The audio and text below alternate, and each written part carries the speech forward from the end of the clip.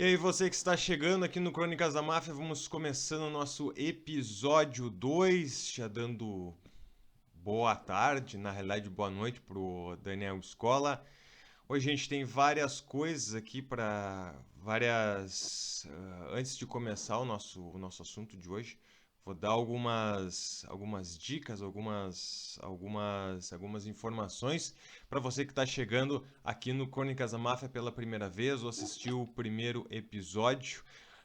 Falar que eu e o Escola estamos gravando de locais diferentes, não estamos gravando de estúdio. E por isso essa diferença entre os nossos microfones, né? Eu tô gravando de Nova Petrópolis, que é onde eu moro, e o Escola tá gravando da onde hoje, Escola?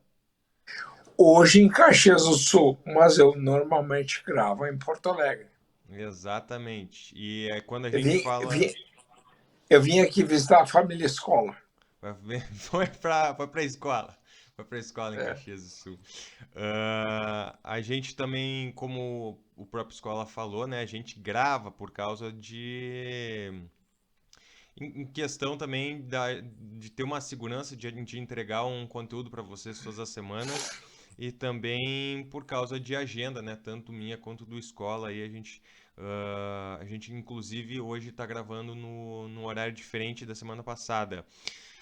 A gente está transmitindo pelo canal do YouTube que você está assistindo agora, também pelo Deezer e pelo Spotify. Todos eles aí entram em cadeia a partir das 20 horas, que foi um pedido que nos fizeram aí para acompanhar a live. Então a gente coloca tudo às 20 horas da quinta-feira.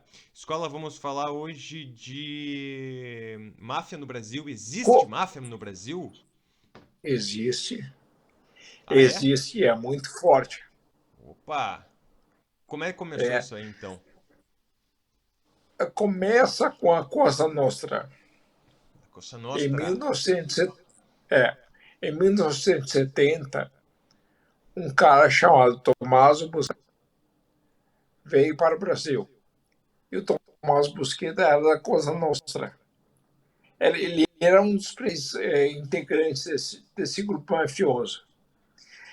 Que ele foi preso na primeira vez em 1972. Depois ele voltou para a Itália, acabou sendo solto uns anos depois, e aí foi para a Argentina, depois voltou para o Brasil. Nesse ínterim, ele fez diversas cirurgias para tentar mudar o rosto e não conseguiu se curar. O Tomás Busqueta acabou sendo preso de novo, e aí ele fez uma delação premiada. Ele entregou tudo que todos os vilões da Cosa Nostra, talvez, bem provavelmente, tenha sido o primeiro mafioso a fazer esse tipo de procedimento. Entregar para um promotor, depois um juiz, que era o Falcone, juiz Falcone, todo o procedimento, como funcionava, quem eram as pessoas, o que eles faziam. Então, a Cosa Nostra ela tem uma ramificação no Brasil, ela cruzou o Atlântico. Mas, depois o Tomás Busqueta ele morreu nos Estados Unidos. Que depois daqui acabou indo para os Estados Unidos como parte da delação premiada. Então ele ia ficar nos Estados Unidos com uma identidade diferente, ela criou uma outra vida. Mas aquele modus operandi do crime organizado, da máfia, começou a se criar primeiro com o Comando Vermelho, depois com o PCC em São Paulo, primeiro comando da capital, e depois nas facções criminosas do Rio Grande do Sul. E eu quero falar sobre isso também. Beleza. Só para quem não sabe o que é a Cosa Nostra é considerada a maior máfia do mundo, né? É, Ela começou na Sicília, ah, isso. pré-guerra, pré-Primeira Guerra Mundial, né? Bem antiga. Teve até tem até os 10 mandamentos da máfia, né? Que foram eles que criaram. Depois eu pego aqui até leio os 10 mandamentos da máfia. Obviamente ela se teletransportou, vamos dizer assim, naturalmente para os Estados Unidos, onde ela teve a maior aí, onde ele colocou maior influência, né? A Cosa Nostra tem maior influência lá. E por mais incrível que pareça, a Cosa Nostra, assim como as outras máfias, como a Camorra, como a 'Ndrangheta, elas não são rivais, digamos assim, elas são parentes que ficam em cada canto da Itália e cada território, um não invade o do outro e eles são parceiros e é por isso que funciona, vamos dizer assim. ah, é brabo dizer a palavra funciona, mas funciona na Itália esse tipo de saúde, esse tipo Obrigado. de crime organizado, né? A máfia funciona na Itália por causa desse pacto de paz que tem entre os crimes organizados. E o Tommaso Buscetta, né? O Tommaso Buscetta é uma das maiores identidades aí não só da Cosa Nostra, mas também do mundo, né? Junto com o Charlie. Sobre tudo, notou bem a pronúncia do sobrenome dele, né? Aham, Na Itália, é Buscetta. é Buscetta. No Brasil, ia ficar estranho. Começaram a chamar de Busqueta, Brusqueta. porque ele lembra o órgão feminino. E, Hum, e aí começaram a chamar ele de Busqueta. Brusqueta.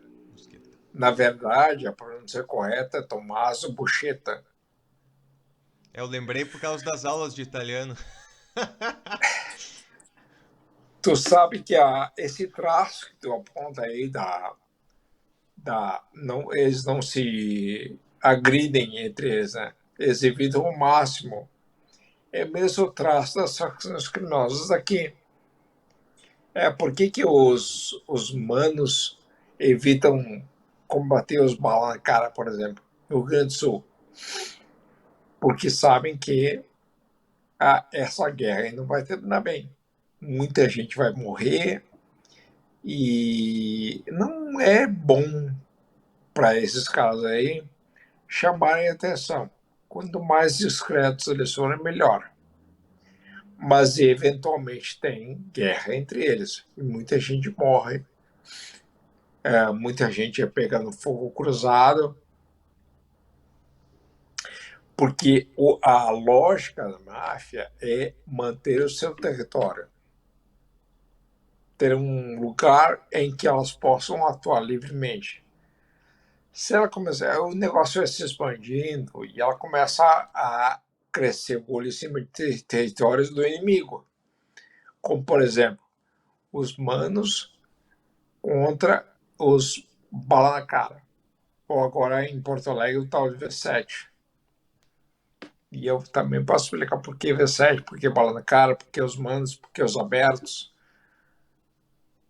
tudo isso. Infelizmente, a máfia está entre nós e ela só se prolifera. Que são as facções criminosas que a gente vê hoje, né? Hoje em dia aí Que atinge fazendo. o nosso dia a dia. Inclusive, por que o PCC não entra aqui no Rio Grande do Sul? Porque o território já é dominado por essas facções. O PCC hoje é a facção criminosa mais eficiente do Brasil. Tem mais soldados. E a lógica da máfia, desse tipo de crime organizado, é a lógica da empresa. Começa a ganhar dinheiro, se expandir, tem a sua hierarquia interna, que a máfia também tem, claro. Hierarquia interna tem o chefão, é o poderoso chefão da máfia, no caso do Cola, no caso do Comando Vermelho era Fernandinho Beramar. Aí sai Fernandinho Beramar, tem uma meia dúzia que assume e faz a mesma coisa. Aqui no Rio Grande do Sul, por quê? Primeiro, porque abertos. Porque as facções criminosas nascem dentro de presídios. Quando chega no presídio, o cara que chega no presídio, ele é questionado a qual facção ele pertence. Essa é a nossa realidade. E aí, quando ele não tem facção, ele é colocado junto com os abertos. Porque ele não tem facção, então ele é um aberto. Por que bala na cara? Porque a característica dessa facção é matar com um tiro no rosto. Por que Manos? Porque Manos nasceu no Vale dos Sinos e ali tinha uma pessoa que era chamada de Mano. Ali a turma dele eram os Manos. Por que V7? V7 é uma rua do bairro Vila Cruzeiro, em Porto Alegre. Um tempo atrás, alguém disse para mim o seguinte, quando eu estava trabalhando nesse sistema prisional, alguém disse o seguinte, essas facções vão se proliferar pelo Rio Grande do Sul e vão tomar conta. E eu pensei, você se imagina? Ceticismo, né? Meu ceticismo foi provado o contrário. É. Porque hoje não existe organização do sistema, senão ele tem uma facção criminosa. Então, o poder deles é muito forte.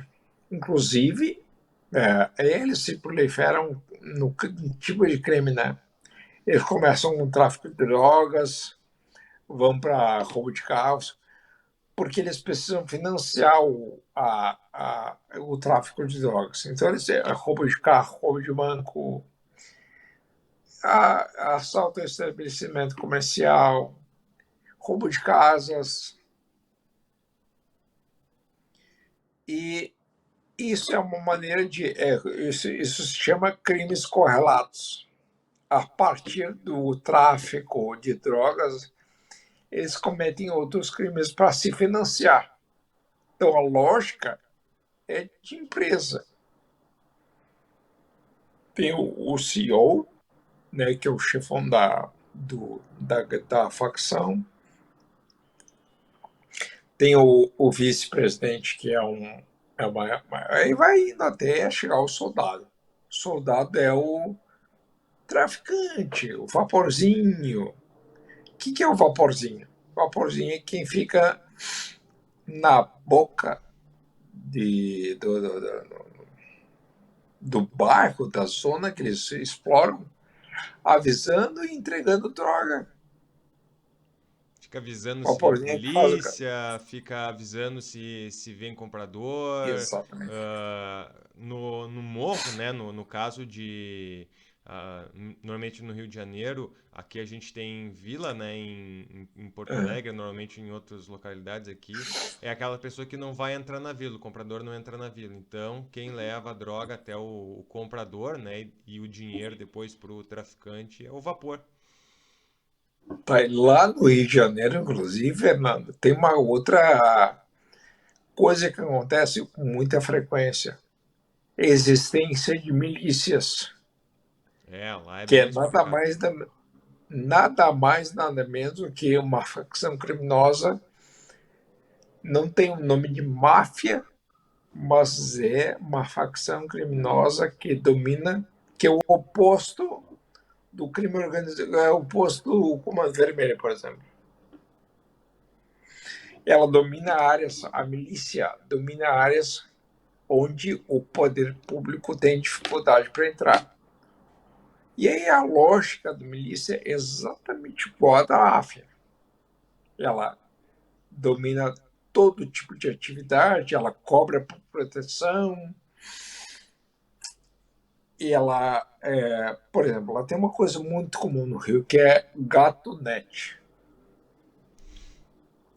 Então, se tu quiser uma rede de TV boa, se tu quiser proteção, tu tem que pagar para a milícia. E aí o comerciante, normalmente o comerciante, mas pode ser uma pessoa comum da rua ali, Se quiser uma ligação, aí tu paga, eles retribuem com serviços, né? Garantem a ligação de luz na tua casa, garantem o fornecimento de água na tua casa. Tudo que o Estado tem que fazer, eles fazem. E cobram por isso, claro. Aí vão lá no teu, por exemplo, botijão de gás. Eu acho um exemplo clássico, botijão de gás. Que muita gente adquire o botijão de gás de um grupo. Esse grupo é garantido pela milícia. A milícia garante que esse grupo funcione bem, porque é uma engrenagem. Tanto o escola, paga pelo botijão, a empresa que faz isso paga por proteção, é uma engrenagem criminosa, não é isso? Isso. E para essa engrenagem rodar, precisa de grana. E de onde sai a grana? Do bolso de quem usufrui. Normalmente, né? E é uma coisa incrível, né? Porque é incrível no sentido de curioso. Isso existe há muito tempo, né? Sim. Isso existe lá desde do início do século passado até um pouco antes, que é É, realmente assim, um dinheiro por proteção, né?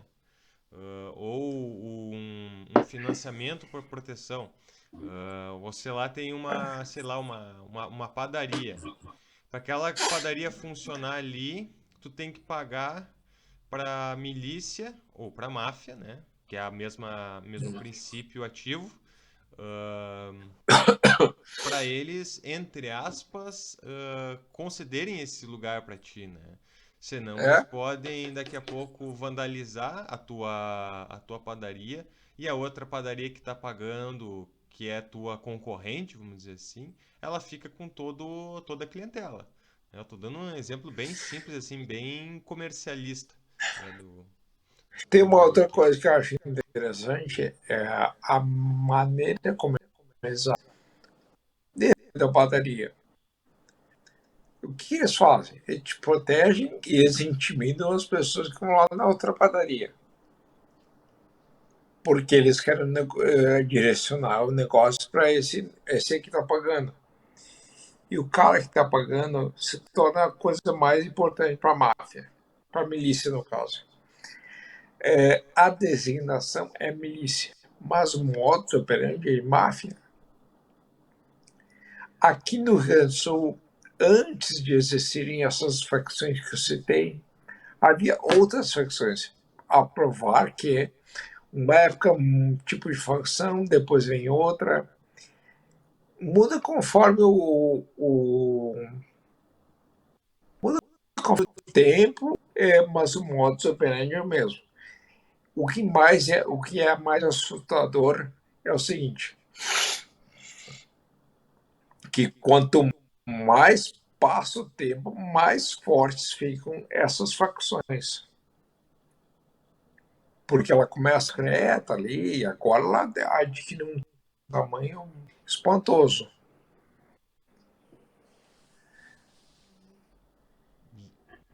E é incrível isso, né? Porque É, aos poucos, assim, digamos assim, a formação da milícia ou da gangue, né? Porque ela tem também a gente está falando de milícia, obviamente. Mas, por exemplo, o PCC, ele certamente ele nasceu como uma gangue, né? Ah, o Comando Vermelho também. Mas daqui a pouco, quando ele adquire um certo valor, uma valorização, ou seja, até dá para citar a Colômbia, né? Quando o próprio Pablo Escobar ele é. começa a vender a cocaína, né? A vender Ganha muito dinheiro. ele ganha muito dinheiro. Né? Ele troca o ramo e ele começa a ganhar muito dinheiro. E com isso ele consegue adquirir mais pessoas, mais armas, ele começa a se proteger melhor, mas também ele começa a intimidar o resto, né? O PCC, ele tem muito esse vínculo parecido. Hoje eu vou confirmar essa informação agora contigo, tu também deve saber. Ou se nós não soubemos, vamos deixar aqui para o pessoal também comentar. Ahn, o PCC acho que hoje é a maior gangue, né? Maior gangue da América Latina, quase. Acho que só perde pro México, Olha, eu acho que sim. Eu acho né? que sim. Primeiro comando da capital, em 2005, sequestrou um jornalista que, inclusive, é amigo meu. Guilherme Porta Nova. Ele trabalha para a Globo, em São Paulo, e ele desapareceu. Ele foi sequestrado pelo PCC. O que é o PCC? O PCC é um movimento que começa dentro das cadeias e expande para o Estado. Porque a lógica deles é a seguinte: ó, eles começam dentro da cadeia e aí o crime vai se espalhando, espalhando, espalhando, espalhando.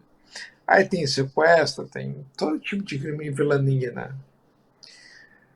E eles não querem atenção. Essa é a lógica. Eles não querem atenção. Então, esse meu amigo, que é jornalista, ele estava dando atenção, ele estava mostrando a maneira de atuação do PCC. O PCC se incomodou, mandou mostrar o cara. Ele ficou muito tempo, alguns dias, desaparecido. E com muita frequência, Fernando, eu ouço o seguinte: esses caras aí estão se matando entre eles. Só que, ao se matar, tem uma consequência muito grave por trás. Primeira, toda vida é uma vida. E eu, pessoalmente, duvido que tu faça isso. Eu não banalizo uma vida. Eu acho uma vida é uma vida, não tem CPF. Pode ser um criminoso, não é um criminoso. Se ele é um criminoso, ele tem que ficar preso, ele tem que cumprir a pena dele, ele tem que ser julgado pela justiça. Porque tem pena de morte hoje no crime organizado. Sim, como em Se o Fernando não qualquer fala. uma milícia tem, né? Eles te dão a pena de morte. Se tu não tá na cadeia, eles te dão a pena de morte. A gente sabe disso. Isso pode ser. Isso aí dá poder pro cara. Dá poder pro chefe da facção e pro executor. Então, esses vídeos que a gente recebe eventualmente de facção invadindo a casa do cara, executando na cama. Isso aí dá poder para quem executa e para o chefe da facção. Porque ele diz o seguinte: o chefe da facção, eu posso conquistar o território matando gente. Outra coisa que eu acho muito importante: esse fogo cruzado, tu pode pegar uma pessoa inocente. Só que não tem nada a ver. A pessoa que está passando, uma pessoa que mora naquela casa, uma pessoa que está na rua, qualquer pessoa. Então, a pena de morte já existe no Brasil e ela não é só a matança entre eles.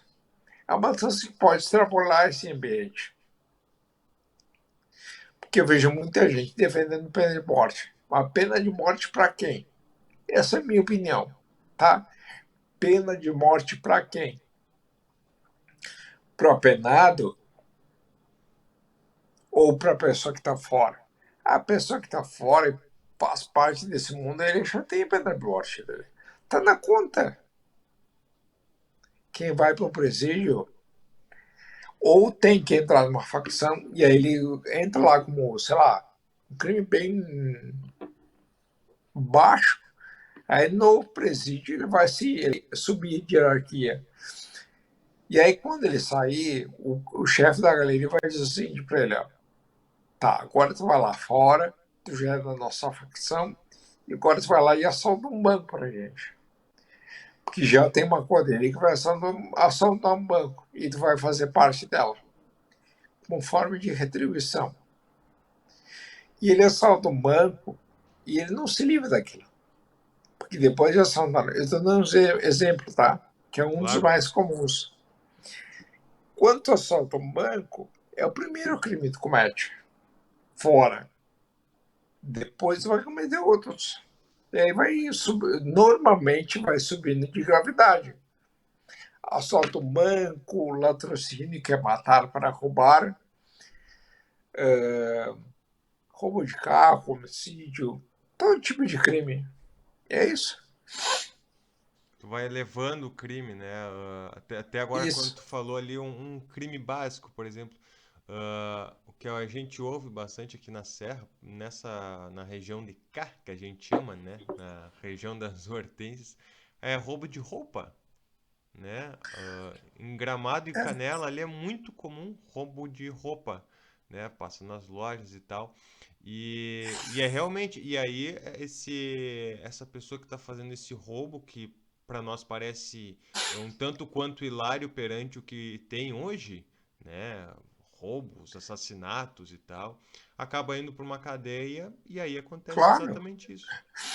O crime, Fernando, eu acho que é importante. O crime não acontece aleatoriamente e isoladamente. Ele tem uma trajetória, é o roubo de roupa, que parece inocente, mas é um crime menor, inclusive, mas ali é uma espécie de estágio do ladrão. É o roubo de roupa, depois é o roubo de estabelecimento comercial, depois é o roubo a banco. Se ele não for preso nesse ínterim, normalmente ele é, tá? Mas se ele não for preso, só vai escalar essa escada aí. Só vai pra cima. A gente vê que não é tão simples. Ah, E eu acho, Fernando, que é muito importante prestar atenção nesse tipo de coisa, porque diz respeito à nossa segurança pública. A nossa segurança pública clama por soluções. E uma das soluções não é simplesmente apagar essa história. É simplesmente implodir um presídio, com todo mundo lá dentro. Porque vai implodir um, o outro vai ficar pior ainda. Os outros vão ficar piores ainda. Com muita frequência, eu vi a seguinte frase: ah, então acaba com esses caras aí. Olha, tu não pode simplesmente acabar com eles, porque o mal, tu corta, não começa cortando por cima, tu começa cortando por baixo. Como é que tu começa cortando por baixo? Dando basicamente educação, que é exatamente isso que a máfia se vale. É disso que a máfia se vale. Da falta de educação, da pobreza. Inclusive, o Tommaso Busqueta era muito pobre na Sicília e ele prolifera fazendo esse tipo de coisa. Porque ele entra numa facção criminosa, a máfia, e lá eles financiam ele, né? Aí ele vira um cara muito próspero, sai da extrema pobreza e passa a ganhar dinheiro. Então, isso é exatamente o que a facção criminosa faz. Claro que o cara, na facção criminosa, o cara vai ficar rico, necessariamente rico, mas ele vai subir na hierarquia. Ele vai subir naquela engrenagem sobre a qual eu falei antes, aquela engrenagem criminosa. Pois é, e a gente tem isso, né? Que a gente acha que a máfia, assim, ela é meio que que uma empresa e que a pessoa, ela é rica, mas ela não é rica, né? A gente sabe Não, que muitas pessoas pobres que não têm a oportunidade e que eles começam lá de baixo, começam como um assessor que é puxado que tem uma conexão, né? Normalmente ela tem uma conexão com a máfia, um parente, um amigo, alguma coisa assim, como é em qualquer facção, né? Como é em facção, como é em milícia, você tem uma conexão lá, você não tem oportunidade na vida, né? a gente pode citar várias oportunidades da vida, desde a não ter educação, não conseguir trabalho, várias dessas coisas. E nesse momento em que você não tem, você acaba, por uma questão de sobrevivência, recorrendo ao crime para entrar, para ter alguma oportunidade na vida, né? Para ter o que comer, ter o que oferecer para si mesmo. E nesse momento, né, a gente falando da máfia mesmo, essas pessoas elas acabam começando a integrar essa empresa do crime, né, que a máfia é uma empresa do crime. E A como, máfia, exato. E como tu mesmo citaste agora ali, ele vai virando algo tão poderoso porque a gente sabe que a população, a própria população, ela tem uma força muito grande, né? E que ela, unida, ela consegue mover céu e terra, né? Só que, claro, se ela tem uma organização, se ela tem entre aspas, uma disciplina, aí a coisa começa a mudar, né? Começa a ter muito mais poder. sabe, Fernando, que eu quero recomendar um filme chamado Os Bons Companheiros, do Martin Scorsese. Ali tem exatamente isso. Uma pessoa que sai do nada, entra para a máfia, porque o bairro dele é dominado pela máfia nos Estados Unidos, em Nova York, e ele vai ascendendo, aí vai escalando essa hierarquia. O personagem é o Ray Liotta. Então, o Ray Liotta era um gurizinho Que é que o. ele é um irlandês filho de uma Isso, italiana, né?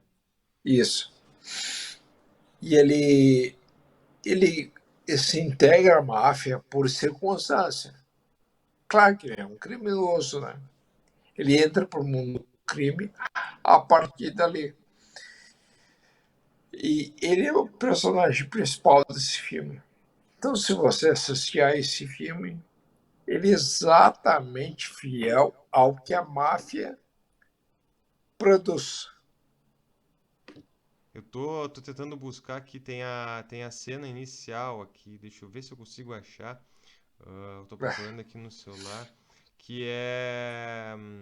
Deixa eu ver aqui se eu tô próximo, se eu tô longe demais, acho que eu tô longe demais, deixa eu pro lado. Ah, que é a seguinte, ele começa falando assim. ah, Desde que eu me conheço por gente, vamos colocar um É. brasileiro bem brasileiro, desde que eu conheço por gente, eu sempre quis ser um gangster. Olha Por só. quê? Por- Porque ele via toda aquela vilania ao redor dele. aqui eu achei. Ah.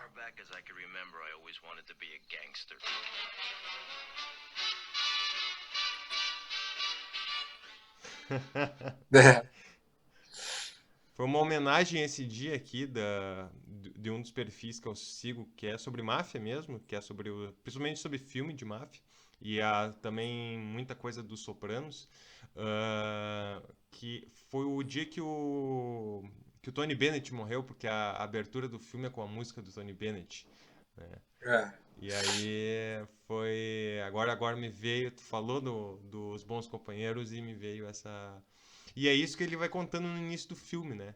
Que é aquela importância que eles tinham e ele começa logo trabalhando como, entre aspas, um aviãozinho do chefão, né? É. E tu lembra que tem uma cena nesse filme que é, para mim, muito marcante. Quando o pai dele pega ele pela mão e leva no restaurante, estão os chefes da máfia. Ele chega lá e diz assim: tira a mão do meu filho. Eu quero, por quê? Porque eu não quero meu filho envolvido com esse tipo de coisa. O teu filho é muito prestativo. Em resumo, o chefe da máfia quer dizer o seguinte: teu filho é útil pra gente. E a partir dali, o pai tenta, mas a partir dali, ele não consegue mais segurar a criança. Porque a criança vai naturalmente ser recrutada e vai se integrar à máfia vai se envolver com esse bando de criminosos. E para quem não sabe, o filme é um livro, né, do Nicholas É, Pileggi, que é chamado, eu não sei se tem tradução pro português, mas é chamado Wise Guy, né, o cara podcast. inteligente. Aliás, vários filmes do Scorsese que são sobre máfia são livros do Nicola Pileggi, né? Fica a dica aí pro pessoal. E eu acho que o Scorsese é o diretor de cinema mais atual, claro, atual, né, dos últimos 30 anos. Mas ele é o melhor, leva para o cinema a lógica da máfia. É, É o que melhor conta. Porque ele conta tanto da máfia de Nova York, quanto da máfia dos cassinos, quanto da máfia de Chicago. E a influência dos italianos e os irlandeses, mas principalmente os italianos, nesse modus operandi da máfia. né, que é sensacional. Eu acho que é porque também ele é de uma escola de Nova York, né? Ele é nova-iorquino É, e, e ele é dessa. E ele é um ítalo-americano também. Ele é, é um cara bem com influências bastante grandes. Até o Brian De Palma, que também é um diretor que também é dali. O Coppola também é dali, né? Muito ator foda, né? bom é dali, o Al Pacino, o De Niro, são todos atores e diretores que nasceram em Nova York e depois acabaram migrando para Hollywood. Escola, estamos acho que no O tempo hoje. mágico, O que tu acha? como é que é? Acho que já estamos no tempo. O que tu acha? Tá bem. Tá Eu bem? teria mais coisas para falar, mas eu Ah, acho não, que mas não. então a gente continua. Vamos lá, vamos indo. Não vamos cansar as pessoas. Só quero Não? encerrar sobre o Tá. Scorsese. O Scorsese, além do que tu falou, o Scorsese se apaixona por atores. Por exemplo, mais recentemente, ele está apaixonado por outro cara chamado Leonardo DiCaprio. Tá ali, Ali, ó. o cara que se Ali, ó. apaixonou. Deixa eu colocar ali, ó. Ali, ó. O homem ali em cima. Leonardo DiCaprio. E por que ele é? Porque ele é apaixonado por esses atores. Porque, primeiro, os atores são muito bons e eu acredito que ele tem a convicção de que é, esses atores se entregam para o filme, atuam muito bem. E o Leonardo DiCaprio personifica isso muito bem. Né? É, O último filme famoso do Scorsese, o Irlandês. tá Enfim, na tem outros, Ilha do Netflix. Medo, né? Que é o Ilha do Medo é o Leonardo DiCaprio, né? Isso. É desse livro aqui, ó. Deixa eu pegar ele aqui. Aqui, ó. Esse aí. É o Paciente 67 do Denis Lehane. Muito bom. Depois a gente pode falar sobre que o filme que ele fez com o, me fugiu o nome agora. É um sobre o River. Sim, Mystery River, né? Isso, esse aí, Que é esse aí. sobre meninos e lobos. Sobre quem é o autor? É o Tim Robbins e o Sean. Tim Agora. Robbins é maravilhoso lá. Tim Robbins é maravilhoso. Deixa eu só ver aqui. Deixa eu dar uma pesquisada. Depois eu acho que a gente tem que fazer um episódio sobre filmes que retratam a máfia. Ah, isso com certeza a gente vai fazer. É Tem um outro com. filme bom que Champagne. Champagne, é o Champagne, que é E o, bem polêmico, inclusive. Isso, e o Kevin Bacon também. Champagne é uma figura polêmica. É, Depois a gente pode falar sobre Reservoir Dogs, do Tarantino. do Tarantino. Eu tenho que ver de novo, faz bastante tempo que eu não vejo, então a gente promete voltar com esse assunto, né? Eu tenho que ver de Eu novo, posso daí a contar gente. do filme depois também. Tá, beleza. Beleza, pessoal? Hoje a gente fica por aqui, agradecendo de novo a escola que tá fazendo esse podcast com a gente, seja de Caxias do Sul, seja de Porto Alegre, tá sempre aqui dividindo a telinha comigo, que tô em Nova Petrópolis. Então a gente volta na semana que vem, no nosso episódio 3 e talvez a gente fale sobre filmes na semana que vem, né? Que tal, escola? Achou uma boa? É um bom tema. Eu gosto, me entusiasmo. Beleza, então a gente já deixa como é que se chama quando a Gancho, gente, gancho. esse gancho aí pro pessoal para voltar na semana que vem que a gente vai falar de filmes aí sobre a máfia. E tem muitos filmes, eu vou ver se eu consigo achar meus DVDs aqui e aí eu já faço uma pilha ali para ficar mostrando semana que vem. Tá certo, escola? Brigadão. Valeu, Fernando. Muito obrigado por quem nos acompanhou, tá? Valeu, valeu. A gente se vê semana que vem, pessoal. Foi.